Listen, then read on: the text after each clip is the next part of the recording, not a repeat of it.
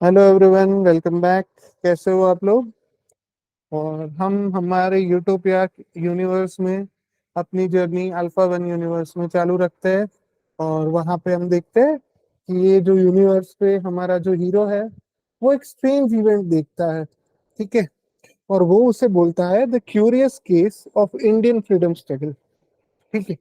तो आज ये एलियन हमारा अल्फा 1329 अपनी टेक्नोलॉजी ट्रांसोमेनिया से, जब वो अर्थ के इवोल्यूशन को स्टडी कर रहा है और वो देख रहा है कि एक प्रजाति जिससे ह्यूमंस का इवोल्यूशन हुआ और फिर कैसे करके वो उसका एक सिविलाइजेशन को वो ऑब्जर्व कर रहा था। अल्फा 1329 अपनी टेक्नोलॉजी की मदद से एक सिविलाइजेशन को इवॉल्व कर रहा था। और जैसे ही वो जिसे देख रहा था ना, तो उसे कुछ स्ट्रेंज चीज होती हुई दिखी। ठीक है। उसने ये देखा कि एक कॉन्टिनेंट है और वहां पे एशिया करके कोई कॉन्टिनेंट हुआ करता था। और वहां पे यहाँ पे कोई कंट्री था और वो कंट्री बहुत ही पावरफुल, बहुत ही इंटेलेक्चुअल हुआ करता था once upon a time. 5000 BC से ज्यादा का उसका इतिहास भी था, 6-7 साल 1000 पुराना। और फिर कुछ ऐसा होता है कि ये state all of a sudden किसी छोटे से आइलैंड नेशन का स्लेव हो जाता है। ठीक है। मतलब उसकी कॉलोनी बन जाता है और उसके रिसोर्सेस को और उसकी इंटेलेक्चुअल मोरल हर एक टाइप की वेल्थ को ड्रेन कर लिया जाता है एक आइलैंड नेशन के द्वारा। राइट। तो अभी ये जो हमारा अल्फा 1329 है वो क्यूरियस है और वो एक्सप्लोर करना चाहता है। तो हम क्या करेंगे कि ये हमारे अल्फा 1329 ने जो चीज देखी ना, उसे हम दो एपिसोड में कवर करेंगे, एपिसोड 4 एंड एपिसोड 5। आज हम देखेंगे कि इतना बड़ा कंट्री, राइट, जो फ्रीडम स्ट्रगल तो स्ट्रेंज है ही, बट उससे भी ज्यादा स्ट्रेंज है कि ऐसा कंट्री कि जिसकी लेगेसी सदियों पुरानी है, जिसके पास इंटेलेक्चुअल पावर की भरमार है। ठीक है। और जो वर्ल्ड को एक टाइम पे डोमिनेट भी कर चुका है, वर्ल्ड ट्रेड में उसका हिस्सा बहुत ज्यादा हुआ करता था।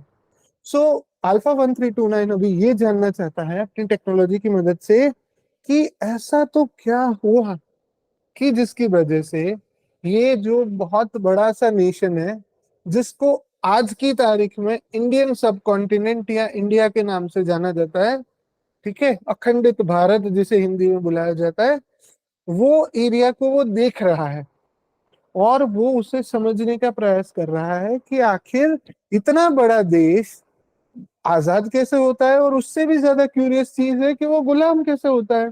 ठीक है। तो आज हम अल्फा 1329 के वही ऑब्जर्वेशंस को उसी की जुबानी समझने का प्रयास करेंगे। ठीक है। सो अल्फा 1329 अपना ट्रांसोमिनिया टेक्नोलॉजी और उसका सुपर फोकस मोड में जाता है। राइट। 3 मोड है जैसे कि हमें पता है, normal mode, zoom mode and super focus mode. ये छोटी इवेंट के लिए है, ये मीडियम ईयर्स के लिए है और ये सेंचुरीज के लिए है। ठीक है। सो क्योंकि हमें पता है कि ग्रेविटेशनल पुल टाइम को स्लो या फास्ट कर सकता है। चलिए, तो अभी वो क्या देखता है कि एक बहुत बड़ा सिविलाइजेशन, राइट, एक बहुत बड़ा सिविलाइजेशन जिसको हम इंडियन सिविलाइजेशन बोलते हैं, उसका इवोल्यूशन होता है। तो पहले उसने ये सोचा कि यार ये सिविलाइजेशन सिविलाइजेशन बोलता है, तो सिविलाइजेशन आखिर होता क्या है। राइट। तो फिर उसने और थोड़ा सा अर्थ के लिटरेचर को स्टडी किया। तो उसे ये पता चला कि सिविलाइजेशन का मतलब होता है कि एक रहने का, जीने का, अपने आप को मैनेज करने का तरीका होता है ना जो, उसी को कहते हैं सिविलाइजेशन। ठीक है। एक पूरा का पूरा कल्चर है। ठीक, कल्चर एंड सिविलाइजेशन में थोड़ा सा फर्क है। कल्चर सिर्फ डे टू डे एस्पेक्ट को नहीं, परंतु कोई स्पेशल घटनाएं, कोई इवेंट, कोई एक्सप्रेशन, उसके थॉट, उसके विचार, उसकी फीलिंग्स का, उसके रिप्रेजेंटेशन को हम कल्चर बोलते हैं। Whereas civilization not only covers culture plus also covers day to day tasks and life events. ठीक है। तो जैसे ही उसने देखा कि इंडियन सिविलाइजेशन जो है उसकी नींव के सबूत, उसे जब उसने नॉर्मल मोड में पीछे जाके देखा तो उसने वहां पे देखा कि हड़प्पन सिविलाइजेशन इवॉल्व हुआ। ठीक है, फिर समहाउ वो डिस्ट्रॉय हो गया, फिर बहुत सारे मौर्यंस और धीरे धीरे अलग अलग किंग्स का राइज होना यही एरिया में चालू होता है। तो वो ये देखता है कि अरे ये क्या हो रहा है, ये जो इंडियन सब कॉन्टिनेंट है, राइट, इंडियन सब कॉन्टिनेंट बहुत बड़ा हुआ करता था। सो जी इंडियन सब कॉन्टिनेंट है, उसमें ऐसे तो क्या फीचर्स थे कि जिसकी वजह से उसका एनस्लेवमेंट डिसाइड हो गया। उसने ये पाया कि ये जो एरिया है ना, वहां पे लोगों में, ठीक है, वहां पे लोग क्या करते थे, कई बार एक्सेप्टेंस की वैल्यू ज्यादा थी। ठीक है, तो वो लोग क्या करते हैं कि बाहर से भी कोई भी आया है तो उसके साथ एडजस्ट हो जाते और थोड़े बहुत एकोमोडेटिव नेचर के थे। ठीक है, फिर उसने ये भी देखा कि दूसरे और स्ट्रगल्स भी उसे थोड़े और क्यूरियस लगे, जैसे कि इवोल्यूशन ऑफ इसराइल। ठीक है, कि इसराइल जैसा कंट्री एक कंप्लीटली हॉस्टाइल एरिया में कैसे जन्मा और कैसे सर्वाइव हुआ। उसी तरीके से उसने ये देखा कि वो जो प्रजाति होती है कई बार वो एकदम हॉस्टाइल होती है, किसी को इवॉल्व नहीं होने देती। पर यहाँ पे ये जो सब कॉन्टिनेंट था, इंडियन सब कॉन्टिनेंट, वहां पे उसने पाया कि वहां के राजा में और वहां की प्रजा में और उनके वहां के रिलीजन में भी एक बहुत ही ब्रॉडनेस दिखी। और ये ब्रॉडनेस जो एक्सेप्टेंस को बोलते हैं, जिसको टॉलरेंस भी बोलते हैं, उसी ने एक और प्रॉब्लम कॉज किया, जिसकी वजह से नींव रख दी गई कि भाई आगे जाके ये कंट्री किसी ना किसी का गुलाम जरूर बनेगा। सो अल्फा 1329 देखना चाहता है कि आखिर हुआ क्या। उसने क्या देखा कि कुछ जो राजा महाराजा थे ना, उसके अंदर थोड़े से विस्तार को जीतने के बाद, वो उसको कैप्चर करने के बाद एक एरोगेंस आ गया। और उनके जो मैनेजमेंट था ना, वहां पे फिजिकल, सोशल, इंटेलेक्चुअल ब्लॉकेज सा लग गया। मैं समझाता हूँ कैसे थे। फॉर एग्जाम्पल कोई बड़े से राजा महाराजे थे, ठीक है, और उनके पास बहुत ज्यादा धन संपदा थी, राइट, बट उन्होंने क्या किया, उसका अब सिर्फ अपने एंटरटेनमेंट के लिए यूज किया। उसका ना ही कोई वेल्थ जनरेशन या ना ही कोई प्रोडक्टिव यूज किया। उसकी वजह से सिर्फ और सिर्फ, जिसको आज की भाषा में रेवेन्यू एक्सपेंडिचर बोलते हैं, उसी पे राजा महाराजाओं ने खर्चे किए और उसी की वजह से उनकी तिजोरियां खाली हो गई। राइट। दूसरे सोशल रीजन ये था कि उसने ये पाया कि ये जो इंडियन सबकॉन्टिनेंट के लोग थे ना, अराउंड मैं बात कर रहा हूँ फ्रॉम फर्स्ट सेंचुरी के आजू बाजू से 17 समथिंग या 1600 तक की कहानी है, राइट, इंडियन सब कॉन्टिनेंट की, कि जहाँ पे धीरे धीरे उसके नींव आप देख सकते हो कि कैसे कैसे करके ये कंट्री धीरे धीरे वीक होगा और ये कंट्री किसी ना किसी के एनस्लेवमेंट में पड़ जाएगा। सो क्या हुआ कि जैसे कि जो राजा थे मैंने बताया, जो रूलर्स थे, उन लोगों ने धीरे धीरे क्या किया, एक तो फिजिकली एकदम डेरोगेटिव प्रैक्टिसेस यूज की। सोशली यहाँ पे ये देखा गया कि अलग अलग लोगों में रिलीजन, रीजन और पर्टिकुलर, जैसे हमने देखा भी था कि ब्यूटी बिकम्स द बीस्ट, तो गॉड के बारे में, राइट, कुछ कर्मा के बारे में, बहुत सारी चीजों में कॉन्फ्लिक्ट्स आने चालू हो गए। राइट। वैसे हर एक जगह पे वो तो होता ही है कि land ownership, assets and valuable metal, right. So उसी की वजह से देन दूसरा रीजन हुआ कि political power and prestige, then raw use of power to decide and shape the future. ये सभी रीजंस तो देखने को मिलते ही थे, राइट। बट उसमें जो सबसे बड़ा रीजन रहा ना, वो क्या रहा कि यहाँ पे एक फार साइटेडनेस नहीं थी। ठीक है, यहाँ पे जो किंग्स हुआ करते थे ना, उन्होंने क्या किया था, सिर्फ अपने शॉर्ट टर्म गेन्स को ज्यादा वैल्यू दी। राइट, वो ये भूल गए कि वहां पे जहाँ पे वो लोग अभी जी रहे हैं, वहां पे शॉर्ट टर्म में कोई चीज जनरली नहीं बदलेगी। अगर कोई चेंज लाना है तो चेंज हमेशा टॉप से लाना चाहिए।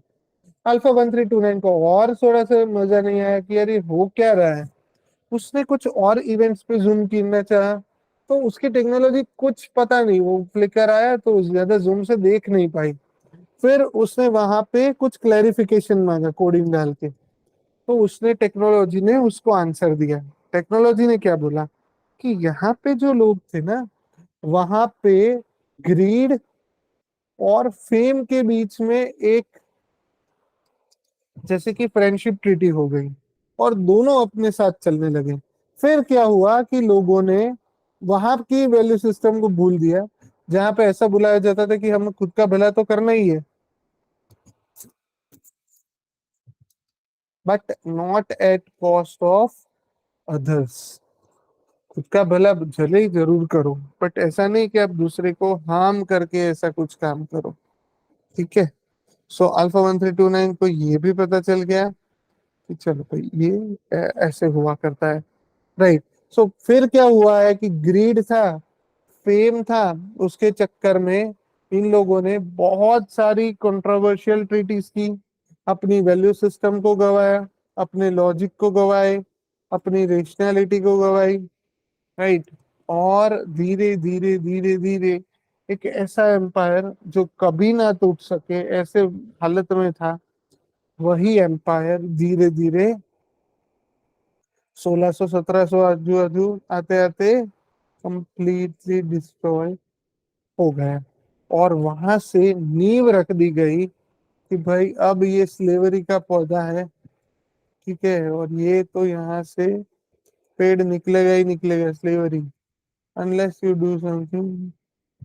ठीक है। सो कहानी उसने ये पाई कि यार ये इंडियन फ्रीडम स्ट्रगल है ना, उसका तो कॉज भी ऑड है। राइट। एक तो आया कि उसने रूलिंग मेथोडोलॉजी में इश्यूज पाए। दूसरा उसने ये पाया कि लोगों के अंदर भी सिर्फ सेल्फ इंटरेस्ट को वैल्यू देना है।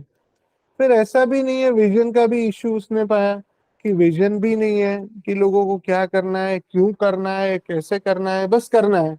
राइट। फिर सोशल बैकवर्डनेस उसने दिखी।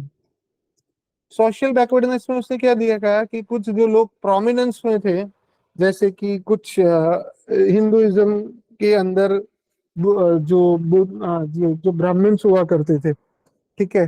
फिर उसी तरीके से हर एक रिलीजन के अंदर जो जो बड़े बड़े रूलर्स थे, वहां पे उन लोगों ने एक सुपीरियरिटी एस्टेब्लिश कर ली खुद के लिए, और उसी के लिए वो लोग रिजिड हो गए। और जैसे कि हमें पता है कि जब जब रिजिडनेस बढ़ेगी, तब तब कोई ना कोई उसका मिसयूज करेगा। राइट। राइट। फिर दूसरी ये भावना आ गई कि getting benefit at the cost of others. They want to get benefit but at what, हमें मुझे मिलेगा ऐसा नहीं, but at cost of others. Right.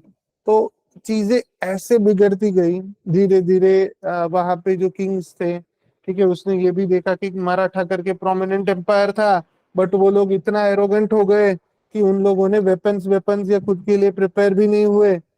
Right. और वो गंदी तरीके से हार दिए गए। राइट। तो बहुत सारे ऐसे काउजेस उसने देखा सोशल बैकवर्डनेस की वजह से वहां पे लोगों को लिबर्टी नहीं दी जाती, ना ही सोचने का ना ही बोलने का मौका दिया जाता था, कुछ लोग डोमिनेट करते थे। इवन क्लास डिफरेंशिएशन भी उभर के आया था। राइट। और लोगों को एक इंफीरियोरिटी कॉम्प्लेक्स हो गया था कि हाय, हमसे ज्यादा अच्छे लोग तो बहुत और बाहर ज्यादा है। तो उसी की वजह से क्या हुआ कि इन लोगों ने बाहर से अपने आप को वनरेबल बना लिया। और जैसे ही गवर्नेंस में लैप होता है, और हमें पता है कि जो इंडियन सब कॉन्टिनेंट है, यहाँ पे ये हमारे हिमालय है। राइट। और यहाँ पे पूरा वेस्टर्न घाट है, तो ये रास्तों से तो कुछ आने का रिस्पॉन्सेस नहीं रहा। प्रॉब्लम रहा ये एक रास्ता, और बाकी ये 7500 किलोमीटर की लंबी coast line. Right. So overall उसने ये पाया कि इतनी लंबी कोस्ट लाइन धीरे धीरे कारण बनेगी, लोग वहां पे इतनी छोटी चीजों पे ध्यान देंगे कि इतनी बड़ी बॉर्डर को प्रोटेक्ट करने के लिए ना ही कोई लॉजिकल, ना ही कोई डिप्लोमेटिक ना ही कोई रेशनल रीजन लिए जाएंगे। बाहर से आए हुए लोगों को कुछ ज्यादा ही लिबर्टी दे दी जाएगी, और फिर धीरे धीरे एक आइडेंटिटी क्राइसिस आएगा। और उसी आइडेंटिटी क्राइसिस के बारे में दो लाइन बोल के ये जो नेक्स्ट हमारे रूलर्स बने, वो लोग हमारे, मतलब कि ये जो इंडियन सब कॉन्टिनेंट है उसके ऊपर कब्जा कर लेंगे। तो उसने ये पूरे घटनाक्रम को देखा और फिर उसे पता चला कि कोई भी कंट्री कितना ही बड़ा क्यों ना हो, बट उसके पास अगर कोई क्लैरिटी नहीं है, हम बोलते हैं ना जिसको पाथ ही नहीं पता वो कहाँ पहुंचेगा, वो कहीं नहीं पहुंचेगा। वो सोचेगा कि मैं 10 किलोमीटर दौड़ना है, यहाँ पे भी दौड़ लूँ, यहाँ पे भी दौड़ लूँ, यहाँ पे भी दौड़ लूँ, ऐसा भी हो कि ऐसे ही घूम के वापस आ जाए। तो वापस उसने वही देखा कि जो यहाँ पे किंग्स थे, जो रूलर्स थे, राइट, और वो लोग अपने विम्स एंड फैंसीज के ऊपर से चीजों को चलाते थे, कुछ ज्यादा सोचने का नहीं, कुछ ज्यादा करने का नहीं। And eventually this inaction and the song superstition coupled with the lack of interest, corruption, everything led to the downfall and ensured the slavery of that country, which is called India. Right. So alpha 1329 को अभी थोड़े से causes पता चले कि कैसे कैसे करके ये धीरे धीरे इतना बड़ा देश जो है वो एक छोटे से आइलैंड नेशन के अंडर में आ गया। और वहां से उसका डाउनफॉल जो चालू हुआ है कि वर्ल्ड में वो प्रोडक्शन लीडर के बाद में अभी मिल्क इंपोर्टर बन गया। राइट। तो ऐसी चीजें हुआ करती हैं। ठीक है। सो अल्फा 1329 और चाहेगा कि इसे एक्सप्लोर किया जाए, तो वो एक और डिटेल रिपोर्ट बना रहा है। तो आपको अगले एपिसोड में पता चलेगा कि अल्फा 1329 आखिर क्या क्या स्ट्रेंजनेस देखता है कि इंडियन फ्रीडम स्ट्रगल एक क्यूरियस केस बन जाता है। वहां पे नॉर्मल सी बातें नहीं है। राइट। वो कुछ ऐसी बात है कि हाँ, ऐसा तो क्या हो जाता है कि इतना बड़ा देश आजाद होने का भी दिल से ट्राई नहीं कर रहा, कहाँ तक चोट करी गई है। तो ठीक है। और कॉलोनियल्स क्यों इतने ज्यादा पावरफुल थे, कैसे उन्होंने काम किया, और कैसे कहानी आगे चली। ठीक है। तो आज हम हमारे अल्फा 1329 को यहीं पे छोड़ते हैं, और फिर वापस उसे अगले एपिसोड में मिलेंगे और उसे पूछेंगे कि भाई और बताओ तुम्हें और क्या दिखा, और हम नहीं समझा। ठीक है। तो आज हमारा रिकॉर्डेड सेशन हम यहीं पे रखते हैं। होपफुली आपको मजा आया होगा। तो ऐसे ही आप नए नए मजेदार एपिसोड्स यहाँ पे देख सकते हैं। कहानी के थ्रू आप बहुत सारी चीजें समझोगे जो आपको ऑटोमेटिकली डेफिनेटली मदद भी करने वाली है। ओके। चलिए। तो अभी हम आज की जर्नी को यहाँ तक ही रखते हैं। वापस हम मिलते हैं ब्रेक के बाद। ठीक है। बाय। ठीक है।